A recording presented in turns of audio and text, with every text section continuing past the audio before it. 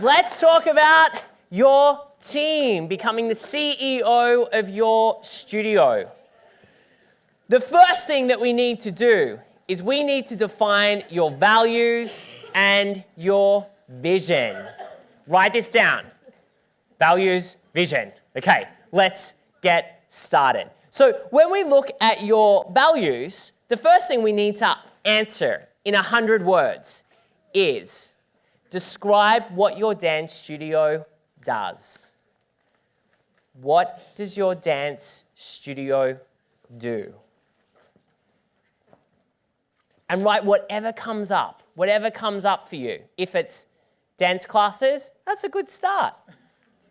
That's a good start. Couple of questions to dive a little bit deeper into this. What do you do? What problem do you solve? How is your studio different? And why should I care? And the I being the customer. So write those down. What do you do? What problem do you solve? How is your studio different? And why should I care?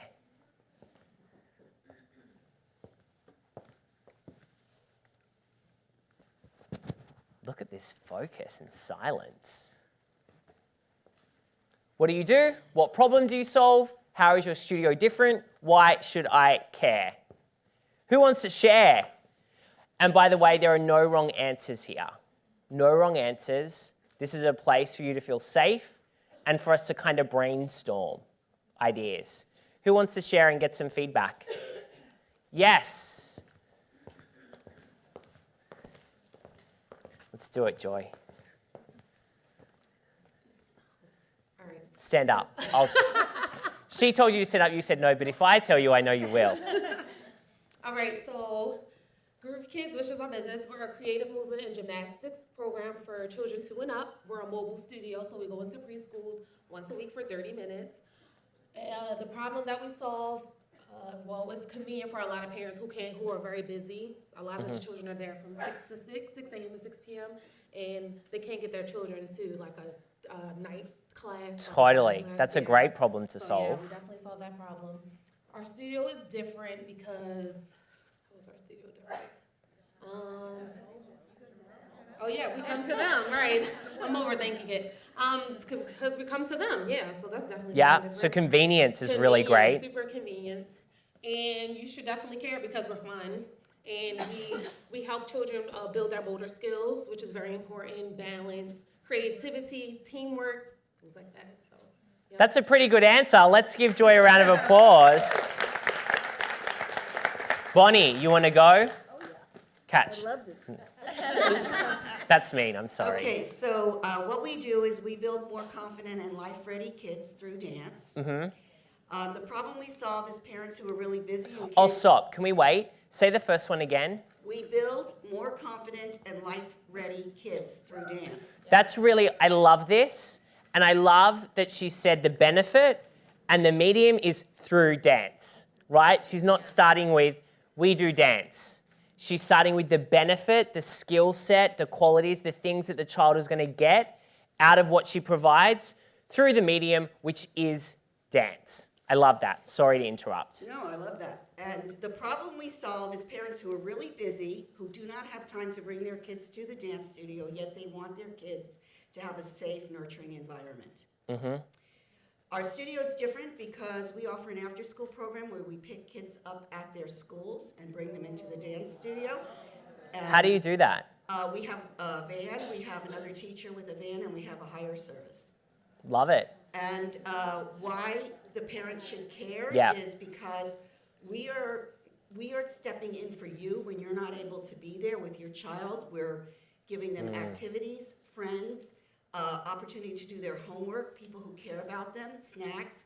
And when you pick your kid up at 6 o'clock, they're ready to go home, have a nice family dinner and quality time, and have had a great afternoon. Sign me up, Bonnie. Yeah. That'll be $7,000. I'll take it out of your membership fees. How good were those? How good were those 2 examples? Amazing, amazing. Okay, got to keep moving. In 100 words or less, Who are your ideal customers? This is the third time I've asked you this question, just in a different way. In 100 words or less, who are your ideal customers? Think about your best parent and student, list out their qualities. You should already have this. I would love someone who hasn't spoken to now speak. Who wants to volunteer? Those people, okay, let's refer back to Mike and how you've torn up that paper so public speaking is now not a fear for you anymore. So everyone's hand should be up. Who would love to share this? Guys, this is an easy one. We've done it. This is the third time we've done it this weekend. Who's going to share? Yes, Jenny. I was going to run, but then I thought that was a bad idea. Put your phone away. No, it was just out from the brain. Stand up, and I want you to sing it. Oh, no, you don't. No, I'm joking. I'm joking. Our ideal customer is someone who pays on time, is supportive, and respectful. Love it. Great. Round of applause for Jenny. Willing to be coached. I forgot that. Yes, willing to be coached. Round of applause for Jenny. Who else would love to share here? Yes? Oh, dropped your pen. Sorry.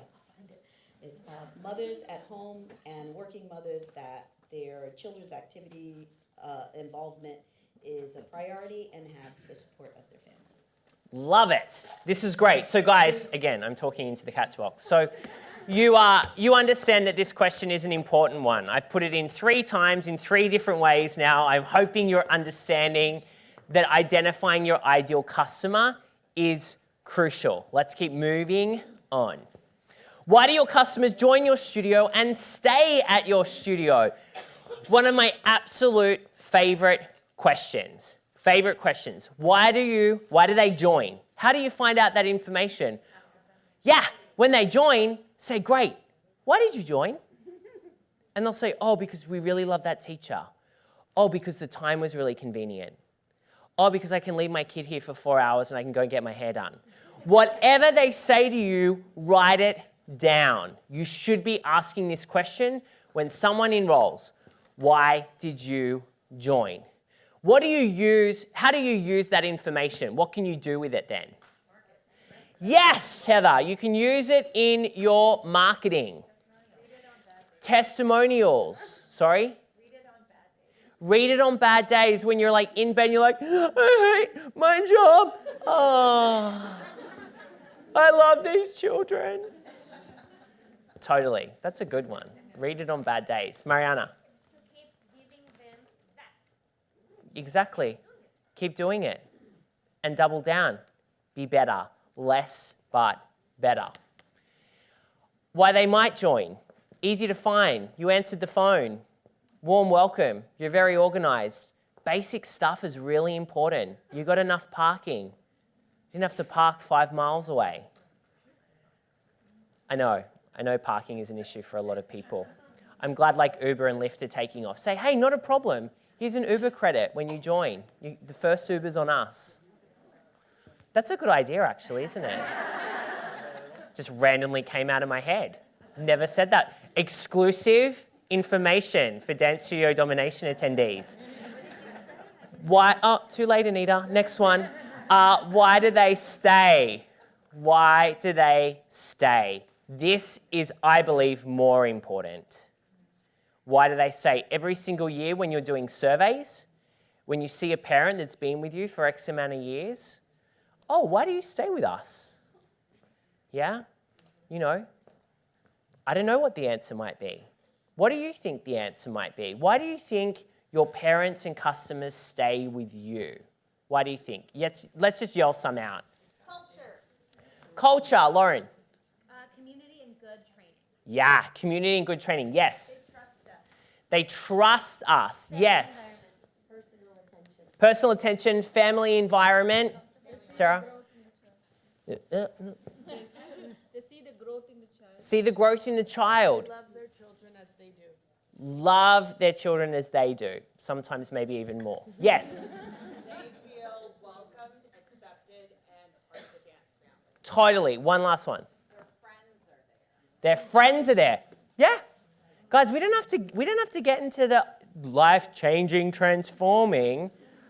It can be, you've got free Wi-Fi. I think I put that up there, didn't I? Oh no, not here. Fits with schedule, close to home, loves the teachers, it's all on one day. Right? That actually might be the reason that they're staying. The quality training, all of that, awesome, love it. But don't forget that convenience now is king or queen. People love convenience. They also pay money for convenience. Really important. What does your dance studio offer? A product or experience that can't be found in any other studio in your area. What do you do that can't be found anywhere else? Now, guys, this isn't just the one thing that is going to transform or change your business. If you ask anyone, I'm just about doing the thing so much better, right? That's what I love. I love doing that thing that maybe everyone else does, but I like just doing it so much better. But we also need standout points as well. You know, when people say to us, well, you know, what's the difference between your program and someone else's program? My focus is always around, we really focus on growing the business. We are very business focused.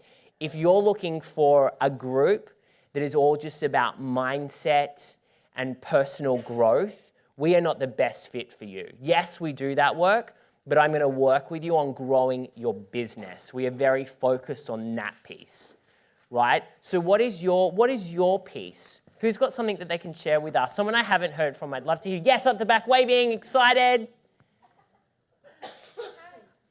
Hi. Hi, Sue. How are everyone? Say hi, Sue. 1, 2, 3. Hi, Sue. I'm from New York, though. We had a photo together yesterday. I have country teachers, though.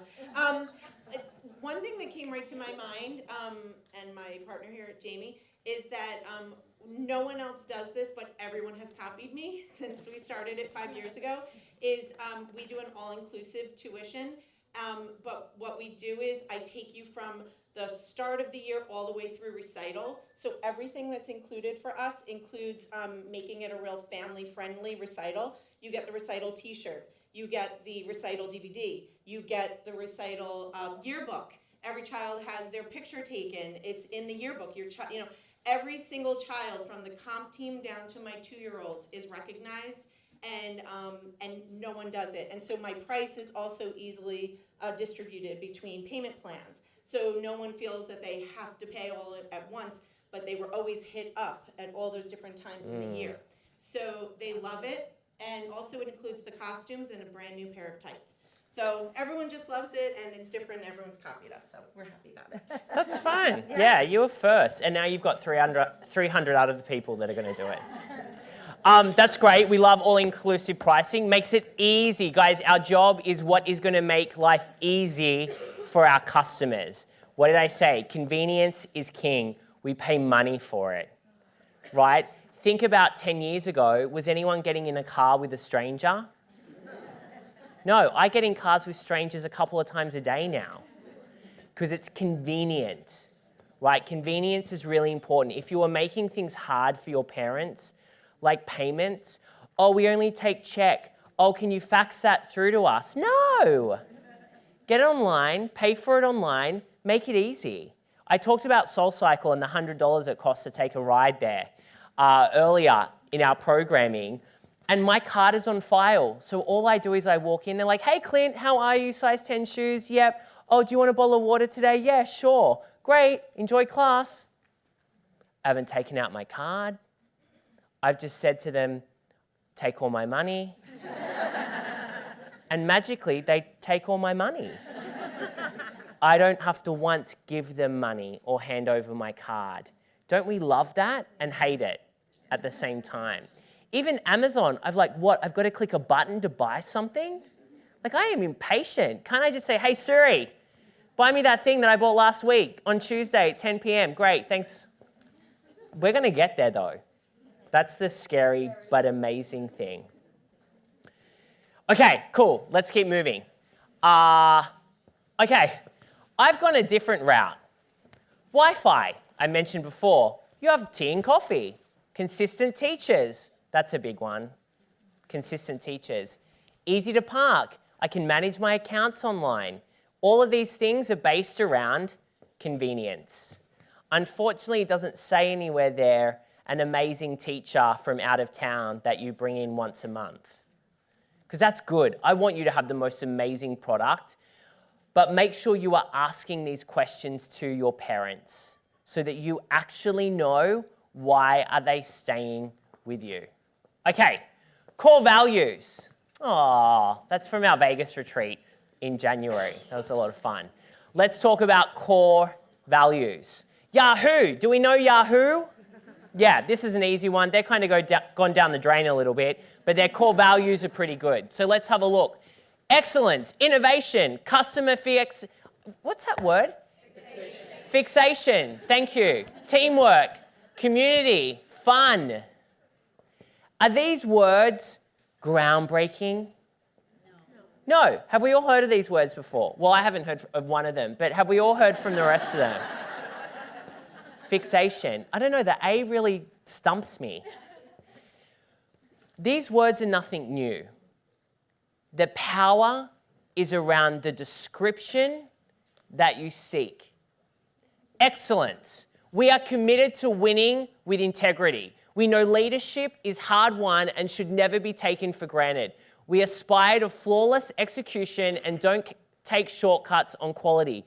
We seek the best talent and promote its development. We are flexible and learn from our mistakes. Woo! Now do you know what excellence means at Yahoo? We then go one step deeper. How do you display excellence as a Yahoo employee? That is the question you need to be asking your team member. So when you have a core value of, we have fun, what does that actually mean? We go out and get drunk every Friday night? Because fun means different things to different people. Can you see how excellence, there is no room for interpretation, and your core values should not have room for interpretation. It needs to be clear and concise. Let's keep moving. Zappos. Zappos is always used in these examples around customer experience. They have some cool ones. Deliver wow through service. Embrace and drive change. Create fun and a little weirdness. Be adventurous, creative, and open-minded. Pursue growth and learning. Build open and honest relationships with communication. Build a positive team and family spirit. Do more with less. Be passionate and determined. Be humble, right? And then they've got their explanations around what these are. The core thing here is the behavior that is displayed to be in line with the value. I want you to get that message. Wells Fargo, ethics, customer satisfaction, leadership and personal accountability, diversity. I know. When you go through this, look at the different points and how they've set this one out. Yeah, I'm trying to show you some different examples of how you can do it, right? So this one has ethics, and then it has all of their bullet points. Customer satisfaction, all of their bullet points. Diversity, all of their bullet points. When things go wrong at your company, you have to come back to your core values, because often you will find that you haven't been living and breathing them. Always. Maybe because you've made a decision and you forgot about these.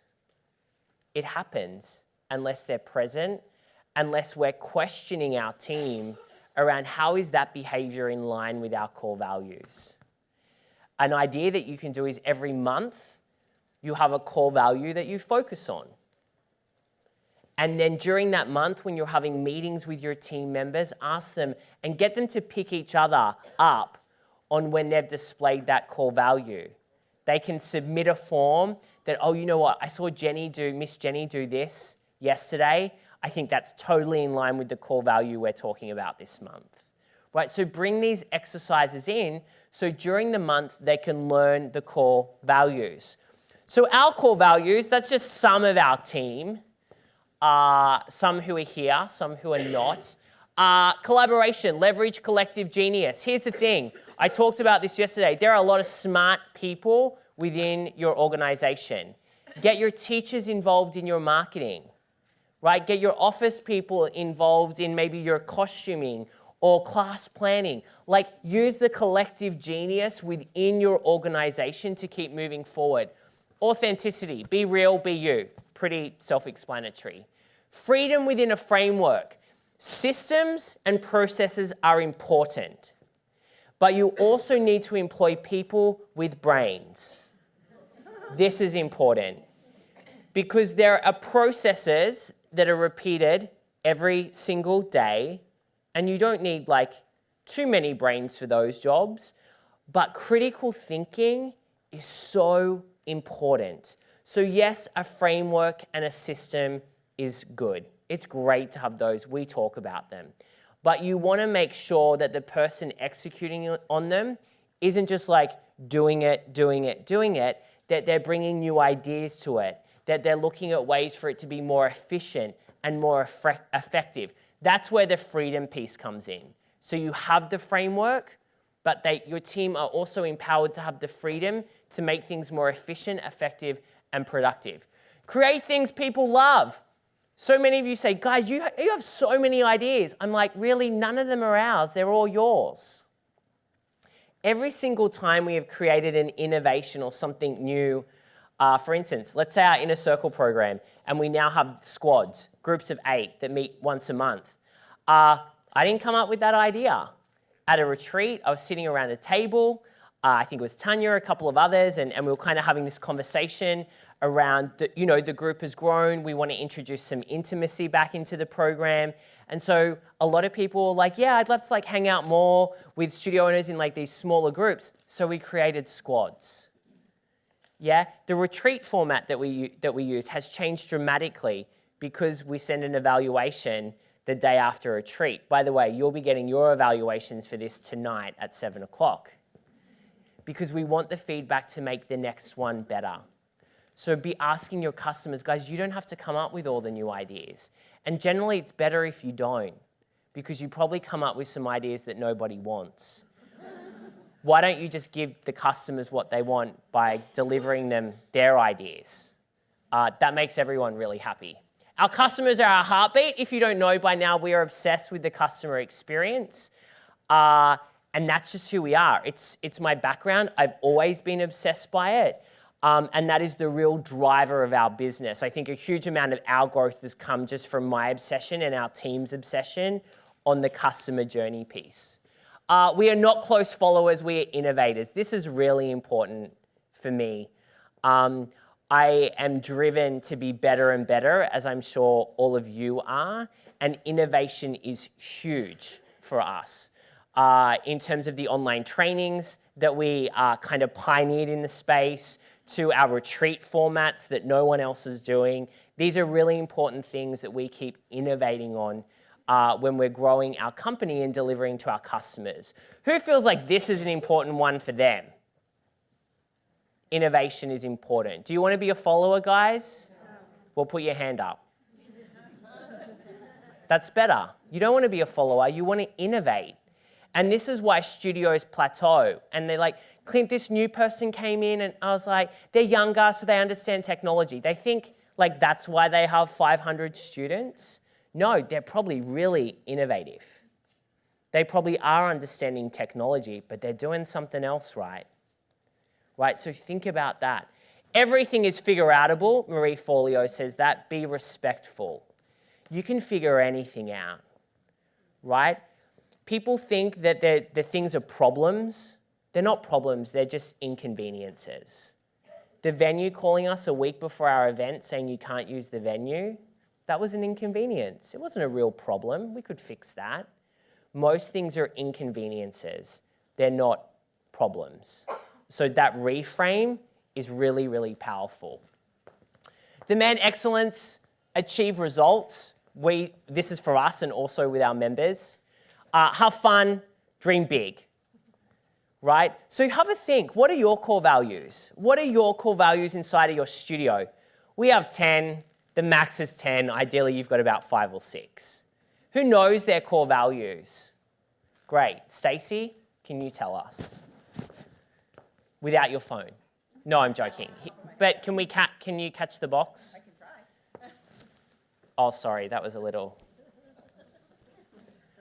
Stand up, please. Okay. Let's do it. This is Stacy. She won a cruise. Oh, wow, you guys are so excited for her. We're jealous. Do you want the whole thing or just the acronym? Is it going to take half an hour or a minute? Okay. At Grace Point, our dancers are disciplined, adaptable, they refine neatness, they are courageous, they are excellent, they are responsible, and they are servants. Love it. Great. That acronym is dancer. I wasn't kind of jumping for that one because I would have landed in your lap. Awesome. Great. I have ours. You want to hear mine? I definitely want to hear yours. Stand up, please. Yeah. Be a part of our family, exceptional service with a smile, top-notch training, variety in programs, fun, enthusiastic, positive environment, and make a change in our community. That's awesome. I love that. I love that. Thank you for sharing. One more. Katie, you look like you're busting, so I'm going to go to you. Ours is an acronym as well. It's GROW, and we say GROW with Dance Innovations. G is we believe in a growth mentality. R is respect and responsibility that we preach to our kids. And O is own it, being authentic and really like putting it back on the kids and the teachers and everyone. And W is that we are welcoming, so we grow. I love it. We love acronyms, don't we? They're awesome. Fantastic. So come up with yours, and not only come up with them, but can you make sure that your team know about them, that you are sharing them, that you are talking about them? I think we can always do a better job of this. We are not perfect at this. We can do so much better in this space. And so I would encourage you to keep reevaluating. So list them all out. You might have 8, you might have 10 like us. Want to encourage you to like 5, 6-ish is good. 10's like really hard to remember. Okay, who to hire and when? Anyone want to talk about hiring? Yes. Actually, I don't have time. No, I'm joking. You would kill me if I did that. All right, first thing we need to do is take stock of who is currently in your team. Who is in your team. So if that's just you, you'll just put your name there. If there's a few of you, put the name of all the people. What is their role and what are their responsibilities? This could just look like a whole bunch of position descriptions that you have. But you need to take stock first. Really important. Who to hire when? We have now done what vision did we do this morning? We did your 3-year vision and also your, yes. So now that you've done that process, that should give you an indication of who you may need to hire over the next 12 months. If you want to increase your student numbers, maybe it is the enrollment coordinator that Katie talked about. Maybe it is someone in marketing.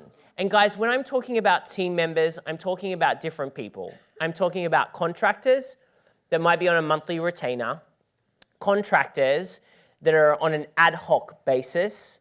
We have a graphic designer. He's on an ad hoc basis as we need him. It could be a part-time employee or it could be a full-time employee. We are in an amazing economy now called the gig economy. And that means that we don't have to go out and hire full-time staff. We can also work with people who are not in our town, in our city, or in our country. It is phenomenal. The access that we have to amazing workers is so incredible. If we look at our team, we have team member Cherise in the Philippines, Mel's in Sydney, we have a bunch in Australia, we've got a bunch in the US, we've got one guy, Jason, who's in Japan at the moment, but he moves every 3 months to a new country. It's incredible that we have access to all these people around the world. So staffing on that side of things should never be an issue. But you need to plan for when you're bringing people on. And you can only do this when you have the plan, right? When you have the 3-year plan, when you have the 12-month plan, that's when you can effectively do this. Because oh my goodness, we have 500 students, I've hired no more people, I'm working 100 hours a week, what do? It's kind of too late.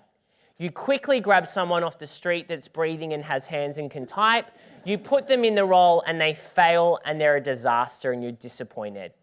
Then you repeat that cycle time and time again.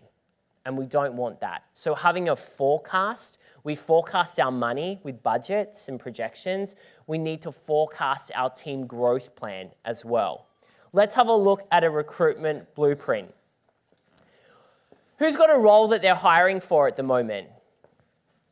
Oh, wow, a lot of you are hiring. Fantastic, this will be helpful. The first thing you need to do is make a title for the role. What is the title for the role? Don't spend 5 weeks coming up with a fancy title. Just call them what they are. So many people are like, I need a great name for my receptionist. How about receptionist? And then move on. Come up with your title. What are their responsibilities?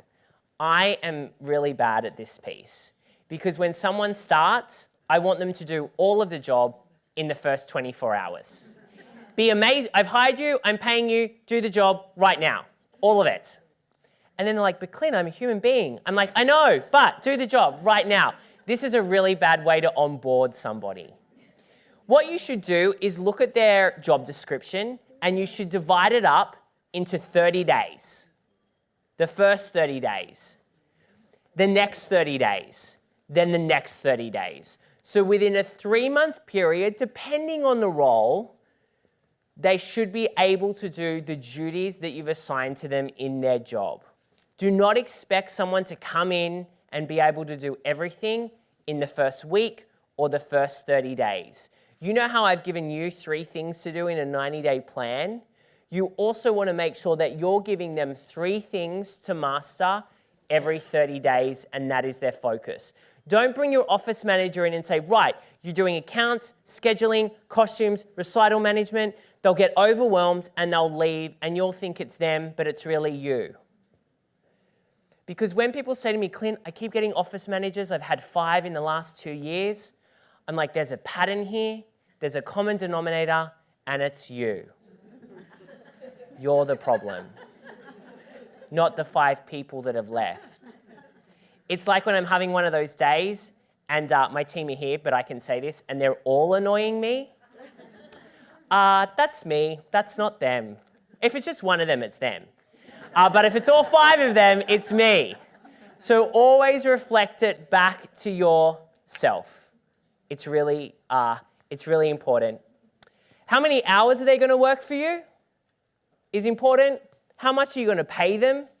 Is also important. And what type of role are they? Contractor, part-time employee, full-time employee? How do you roll? I'm always a fan of trials. I've never hired someone full-time without them spending 3 months in the business, ever. I would never do that. And I believe every small business doesn't need to do that. You want to get them in. You don't really know. I reckon it's like 6 months until you like really know. Within the first week, you'll know whether they're a good fit and could work out or they're the completely wrong person. You will know that. But whether they're going to be completely the right person does take time. And if you're in a growth phase of your business, they might be right for a year and then they're going to be wrong after that. Yeah, so be prepared as you grow your business, your team will turn over. Because often we hire someone to do a specific role when we're at a specific stage. We go to the next level, they're either not willing or able to go to that next level. Sometimes you get lucky and have a team member that can do that for you. Often it's not going to work out. Are we good on this? Is this kind of helpful to kind of block it into like 30 days? Has anyone been frustrated with a new team member that started and they can't do everything you want in the first week? And you're like, what's wrong with you? Why can't you do all of this? It's just reframing your expectations. And guys, you do this with them. You decide with them on their goals. When Jessica started with us in January, we went through this and we still go through this process. It's really important that you are both on the same page. So as we talked about yesterday and Christy mentioned, that expectations are met. How do you hire someone? I told you the other day, it's not by putting your Facebook ad, help someone now. No, not a good way to hire. Firstly, a job description on a job board. Now, when I say a job board, don't think I mean at the local shopping mall that you print out and you put it on a job board. I'm talking about ZipRecruiter, Indeed. I'm talking about one of these online job boards that you can use, or any local community job board that you might have that is online. When it comes to a job description, the job description should read like a sales letter. You are selling them. You are both interviewing each other. So when you're advertising for a job, you want to talk about your mission, your vision, what it's like to work for you, the benefits. And guys, when I say benefits, I'm not talking about like 401k, healthcare.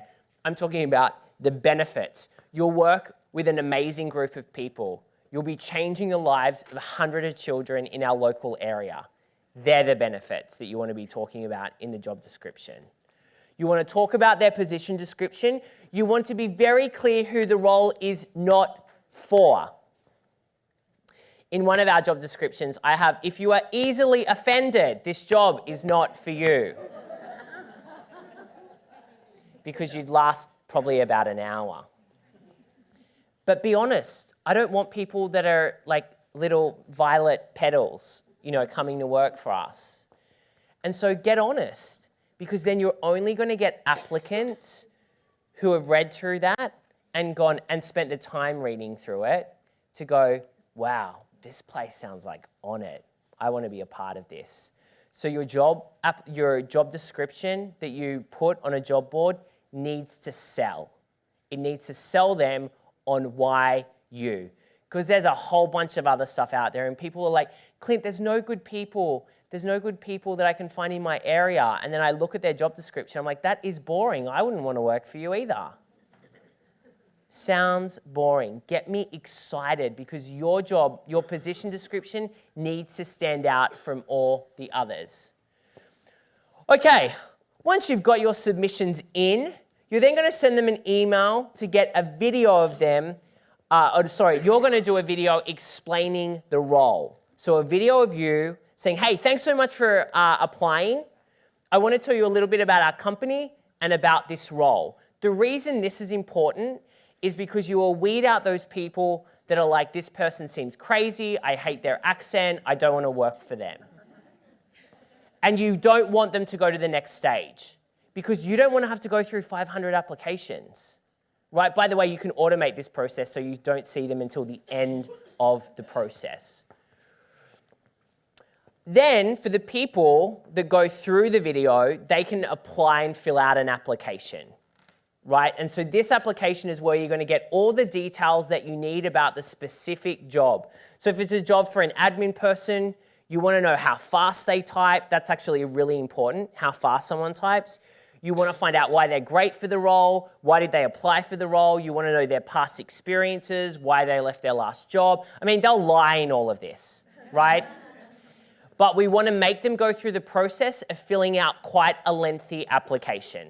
That's the reason we do it. I don't really read any of that. I just know if you filled this out, if you watched a video of me being crazy, then you filled out this application, you must be interested in the role. Again, have not looked at any of them through this process, right? The next piece is send a stage 3 email to everyone that gets through to that next stage. So everyone that fills out an application gets this email. And in that email, you send them 3 tasks to do. This is different for a teacher, and I can, if I have time, I can tell you that piece. This is for marketing, admin, finance, that type of role. And you send them 3 tasks. What are the 3 tasks? I don't know, depends on the role and depends on what you do in the business. If it's an admin role, I would get them to, if they're doing customer service, I would send them a customer complaint, your policy around that type of complaint. So let's say someone's like, hi, we haven't been there for 6 months and I didn't tell you and I want a refund, right? You get, I don't know, that's probably a very rare email to get. But you get that email, I know, that was a joke. You get that email and then you send them your policy on refunds your 1-point policy on refunds, and then they draft the response. This is a really good exercise for a customer service person because you will see if they can be in customer service. If they can get the point across without being rude and abrasive. If they can deliver, no, you don't get a refund in a really lovely way and caring way. Write a blog post. We always do this because we want to see how people write. Communication is so important. And our blog post or article task is around what is a passion or a hobby that you've taken up recently that you've learned a life lesson from. Write a blog post or an article about that hobby and the life lesson that you've learned. And I think it's about 500 to 1,000 words. I want to see how they can write and articulate about something that they love. Because then I'll be able to kind of see, okay, they can write really well. I can educate them around the dance studio space. And number 3 would be like a video from them. You send me back a video and tell me about yourself, why you want the position, why your skills, whatever that might be. But get a video back from them. If it's like an assistant role, I know Reagan, when she started with us, she had to do like flight quotes for me because I'm flying all around all the time. So she had to put an itinerary together, get quotes on XYZ, different flights with this leg, get me these options. Here are my miles, get something I can use my miles for, like that type of thing. If you're looking for, I know you're all looking for a personal assistant now, maybe that's something that you would do. Next one, this is when you look at them, right? Most people will not complete that job, right, of doing those tasks. Don't make it like create me a project plan for my 6-week marketing campaign. No, that's called free labor and no one's going to do that. But a couple of quick tasks, good. You can also pay them for the tasks as well. If they are a little meaty, you can say, hey, I'll pay you XYZ for 5 hours. The other thing I want to mention is make sure they tell you how long it takes them to do each task. So when they send the email back, you want them to say, this piece of writing took me an hour. Because you'll get people back going, this took me an hour, and then you'll get people coming back going, this took me 10 hours. And you're like, probably not. Don't want to talk to you. When you look at that, you then want to interview the top 5 to 10 candidates for the job on a Zoom call. They don't need to be in person, right? That's kind of a waste of time at this point. We just want them to be on Zoom. Ideally, you want their video on. Your video is on because you want to see them and see really if there's any chemistry or connection because you've got to work with this person. It's very hard to work with people you don't like. Would you agree? Yes. Yeah, so let's make sure we like them.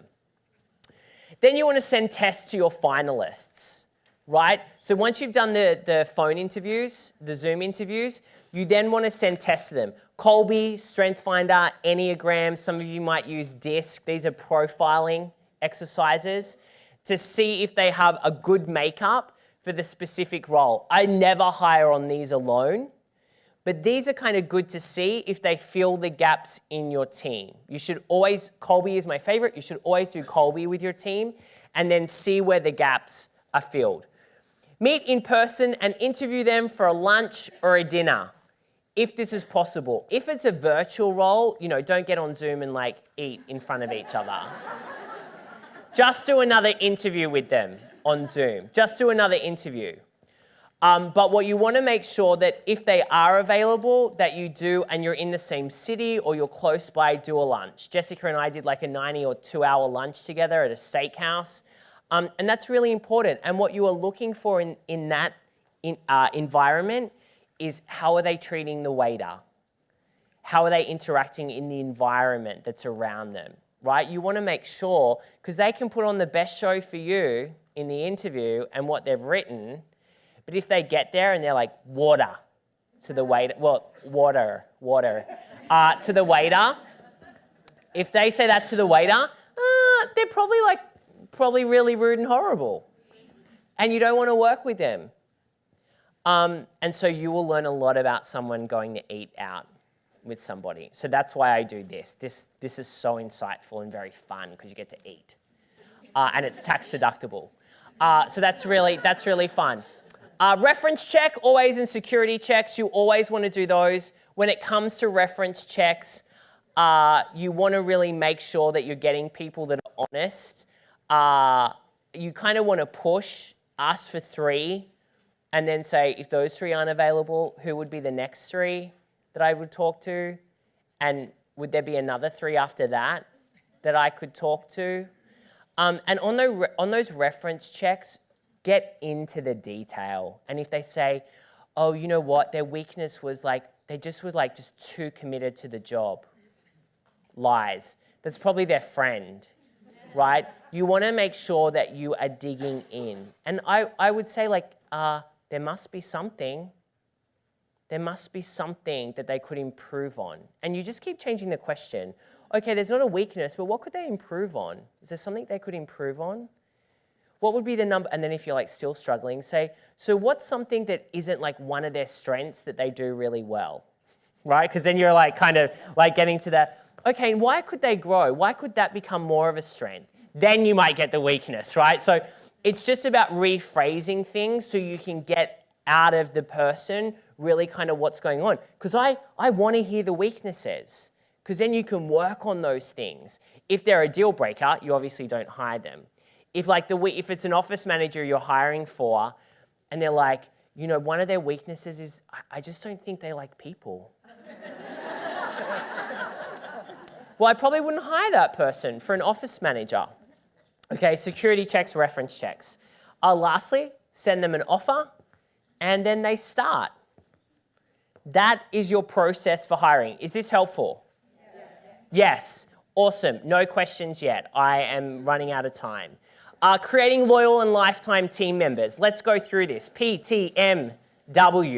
This is what we want to follow, the framework that we want to follow when it comes to our team. Problem identification. Set expectations. We talked a lot about this yesterday. Make sure that you are both on the same page. Number 2, what you will allow. There's a great quote, I can't remember, it's from an old author in a leadership book, said, what you will allow will continue. Yeah, love that. Don't bottle it up and explode on these poor people that are your team members. That's me too sometimes. Don't let it bottle up inside of you and you go, wah, here's the last 5 years, I hate you. No, that is not helpful for anybody. Yeah, consistent, courageous communication, the 3 C's, that's what we need to practice with our team. When it comes to training, make training part of your culture.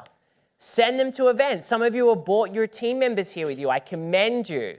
If you are here as a team member, you are lucky. You are so lucky to be here. You owe your life to your studio owner. I'm sure a lot of you will thank me for that later. But you really are lucky to be in this room, to be able to have the experience to grow not only professionally, but personally through experience and learning as well. Lead by example, pretty self-explanatory. Invest in your people.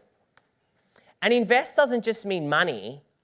Like invest means spend time with them, learn about them, or bring someone in your team that can do that for you if that's not you.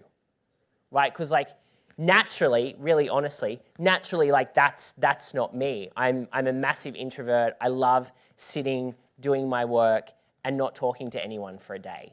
Like I really enjoy that process. Right? I also love doing this. I love doing this because this is exciting work. But again, I'll talk about Jessica, our operations director. I brought Jessica in because I saw a weakness in me was the leadership piece and my communication with my team. Because I wanted to do this stuff that I loved and I was not great at the communicating piece. And so I brought Jessica on board to be able to have that role and then affect our team members. Right? So you might need something like that in your business. Don't wait for bad behavior to happen. Catch it. And again, I think that really comes back to expectation. Mentorship. We've talked about this 5 times now. Invest in the whole person. That's really easy. Learn about the person, find out about them, hear their dreams. I'll never forget I was at an event and one studio owner, someone complained that one of their teachers went off and started their own studio. And the studio owner that was talking said, oh, like I actually know if my teachers want to open a studio and I help them open the studio and I'm part owner in the studio. And I was like, that is the best idea.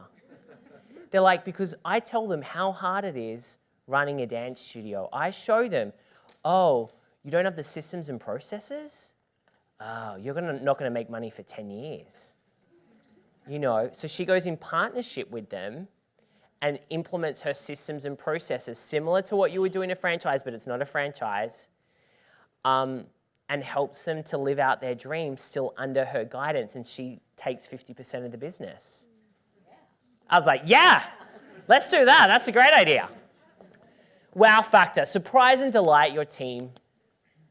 You know, little things go a long way. Learn what their love language is. Gary Chapman, The 5 Love Languages. Get the book. Mine's quality time, by the way, if you wanted to know. Yeah, so really important. Surprise and delight them. Oh, and I've got it there. Know their love language. I didn't even read that as I was saying it. So these are the kind of 4 pillars that you want to look at when it comes to your team and how to look after them, how to train them, how to mentor them, how to hold on to them. But also, as I said before, people will leave. And that's okay. Because if they're leaving, there's a reason for it. And at the time, it might be hurtful and painful. But also remember, I loved Kim's comment, everyone's replaceable. And always when someone leaves, someone better steps into the role. Always. You're always in a better position until that person leaves and then someone else steps in. But if you are serious about growth and growing your studio, you are going to have turnover. That's just how it works. And you keep getting better and better and better people in. How do you acknowledge great work in your studio? This is where, so don't look up on the screen for answers because on this one, there are none. You're going to tell me. How do you acknowledge great work inside of your studio? So your team member has an awesome class, right? They nail the class. You go in to spot check the class. Hopefully you or someone in your studio is spot checking your classes. Someone goes in, spot checks it, is like, whoa, amazing class. How do you acknowledge that person? Question mark. Answer. Oh, sorry? Team meetings, bring it up. Oh, team meeting. Hey, Joey, noticed you did that awesome combo in that class. The kids looked like they loved it. You looked super prepared for that. Great job. Right? So verbally saying something, acknowledging in front of the team. There's acknowledgement after class. Hey, great job today. One-on-one. Yeah, that's pretty good. Some people love that. Some people thrive off in a group. Hey, I want to point out so-and-so for doing XYZ the other day. And they're like, wow, that was amazing. Some people love a sneaky $50. Hey, good job. Woo! What else? Yes? We have a high five box that anybody can give anybody to the studio, and they're these yellow slips of paper, and they're given out once a month, and then people that see them, other people get yellow paper, they're like, I want a yellow paper. Cool. But we use it for staff as well. Yeah, so a high five box. Other people recommend people that have done great things, read them out once a month, congratulate them. I love that. That's awesome. What other, yes, Hillary? We have the adult treasure chest, and if you get to go to the treasure chest. Sounds like a store. Really good chocolate and airplane bottles. Oh, so it has, let's just confirm what's in the adult treasure chest. It has, sorry, my mind's gone for a second. It has chocolate. Chocolate and airplane bottles. And What's airplane bottles? alcohol. Oh, the little, so they can hey kids! What else is in it? Like little lotions and things. Just Oh, nice. So if they've done something great or if they've subbed at the last minute, go to the treasure chest. Go to the adult treasure chest. Okay, I think we'll move on from that. So make sure that you're acknowledging great work. How do you help your team achieve their personal goals? We've talked about mentoring the whole 360 of the person. How do you help them achieve their personal goals? So if a team member, Jody gave a great example, some of them are struggling with managing their finances. So at her team retreat, she's bringing in a financial advisor to help them on that. I love that idea that she shared yesterday. So how do you help them achieve personal goals? If they're trying to lose, let's say 15 pounds, Do they need accountability? Do they want you to check in with them and say, hey, how many pounds have you lost this week? Some people might not want that, but actually some people really do. They need that accountability. You know, put down that cheeseburger. Have you guys got any ideas around how you do this? Or are you just going to go with that one? Yes, Annie. I think just like checking in with them and saying like, how can I help you? What can I do for you? Yeah. And like letting them know that you're thinking about it. It's like their goal is your goal. Sure. Yeah, 100%. Their goal is your goal. The other thing that you want to make sure you do is like know what their goals are. So when you're doing like 90-day reviews, for instance, part of that process should be, what's the personal goal that you're going after this month? How can I support you? Right, so just asking the question, showing interest. Why is supporting and mentoring your team important for you, them, and the studio? Why is this important? What are the benefits of this? Kimberly? Well, you want them to be happy so that they can bring their best selves to your children. Totally. Be happy so they can bring their best selves, right? If all of them, nearly threw that. If all of them are good, right? If the whole part of them is doing really well, how well do you think they're going to be functioning in their class? I hate the saying, leave your problems at the door. And we used to say that all the time. You know, leave your problems at the door. You come in here, you perform. Yes, we have that expectation, but let's not have the problems at the door go like this. Keep piling up and piling up, because that is affecting their performance in the classroom, in the office. You do not want to be their counselor. Don't make this about a therapy session. You don't want to get into that, right? But you can also always say to them, hey, have you ever thought about speaking to someone about this? You know, because I'd really love to help you get through it, but we need an expert or someone that can help you in this space, right? This is important. What do you do when they don't tell you anything personal? Oh, well, you can't do anything about it. Yeah, if they don't tell you anything, cool. Like, don't go in there and go, I know there's something in there. Like, you're not their life coach. They're not paying you for that. Come on, I know. I can see a tear in your eye. Do the paper exercise, rip it up. No. No, you do not need to go down that route. Don't pressure them. If they're holding it in, fine. Just, perform. But you want to make sure that you're understanding them. Thank you for that. Great laughter. All right. Team communication. I'm totally over time, but I'm going to keep going. Communication framework. Okay, so in terms of communicating with your team, what can you do? How can you keep them on the same page? Zoom calls, monthly, every 60 days. You can jump on and do a group Zoom call. You can also do one-on-one Zoom calls as well. Weekly meeting with your admin team, same time, same day, non-negotiable. That's like non-negotiable. Next one, weekly video and snapshot for your teachers. So if you've got a Facebook group for your teachers or something similar, doing a video for them every Monday, recapping the week before, talking about the week ahead, really good. Really good. And explaining to them the priorities. Hey guys, don't forget, next week we've got limited edition merchandise that's going on sale. So in your classes, I'd love you to mention about XYZ, blah, blah, blah. This is a great place for you to remind them things that they need to say at the end of their class. We're running this promotion at the moment. It's Bring a Friend Week. You're going to have a lot of different kids in your room. Here are some tips on how to manage Bring a Friend Week so that you don't go crazy. Yeah, give them that information. Tell them about Bring a Friend Week. So make sure you are giving them the information. With your admin team, if you've got a large enough team, a daily huddle is really a good idea. 10-minute, 15-minute kind of meeting. What did you achieve yesterday? What's on your agenda today? Where are you stuck? Really good to do that with your team. Just quickly, every day.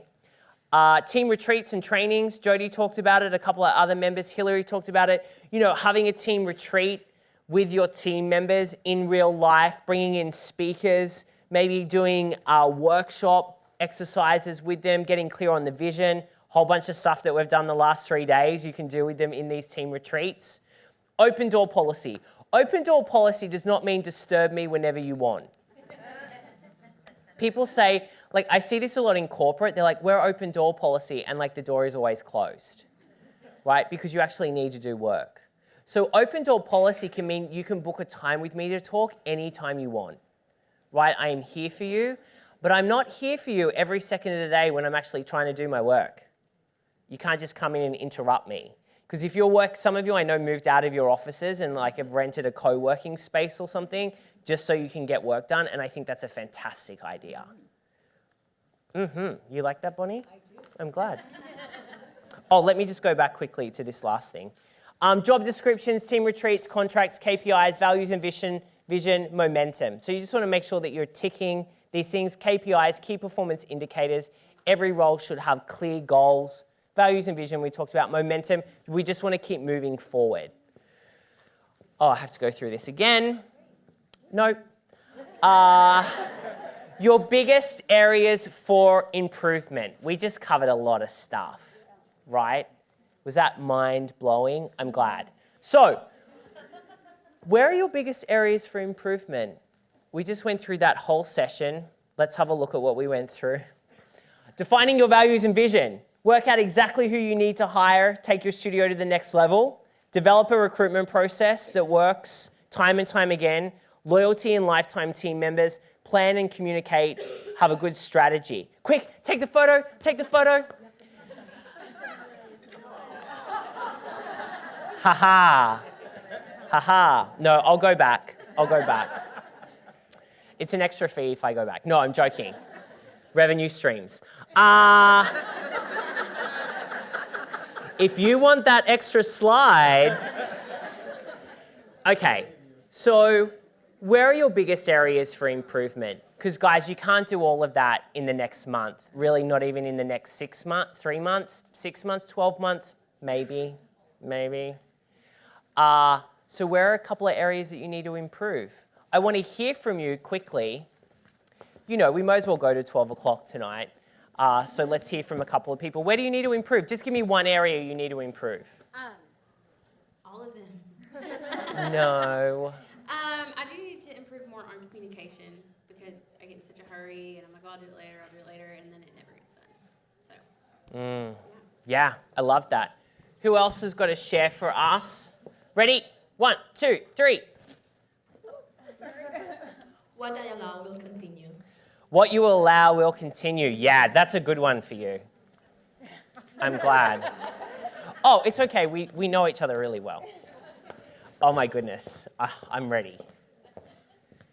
Yeah, I'd probably watch out if I was you. Oh, kind of. I mean, more my fault than yours. For our employees, I'm going to have more defined job descriptions for them and my expectations and contracts. Yes. So. Awesome. Someone like kind of around here. Oh, Jerome. Can we do Jerome?